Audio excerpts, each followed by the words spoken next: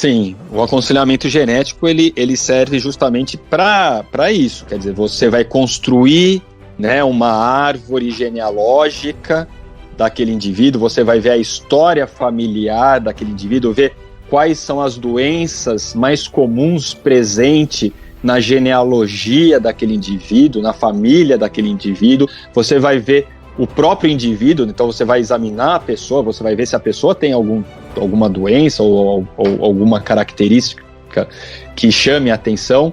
Você vai, então, pressupor um exame genético, e aí depende muito, porque quando a gente fala de exame genético, existem vários tipos de exames genéticos, né? Então, cada exame genético está indicado para uma determinada situação, tá? Então, depois dessa consulta, você vai ver qual é o melhor exame genético que você vai propor àquele indivíduo, e aí sim, com base nessas informações, então quais informações, né? A história familiar, a história pessoal e o exame genético.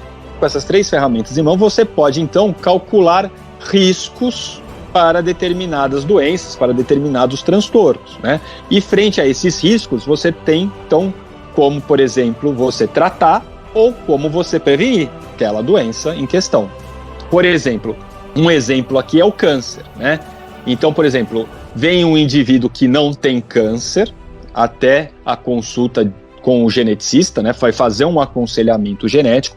Então, o geneticista ele vai montar a história familiar daquele indivíduo com relação ao câncer, vai ver quantas pessoas da família da pessoa tem câncer, quais são os tipos de câncer, se esses indivíduos são parentes próximos, se eles são parentes distantes. Você vai ver a história pessoal da pessoa, se ela pratica atividade física, se ela fuma, se ela bebe, se ela se expõe ao sol sem uso de protetor solar, se ela usa anticoncepcional, né, se ela faz uso de alguma medicação, qual que são os hábitos alimentares daquela pessoa. Então você vai fazer uma história, um inquérito pessoal, e você vai propor um teste genético para ver então se ele tem predisposição genética a ter câncer. E aí sim, com esses 3 subsídios em mãos, com a história familiar, com a história pessoal, com o resultado do teste genético, você vai ver quais são os riscos que aquele indivíduo tem de desenvolver câncer ao longo da vida.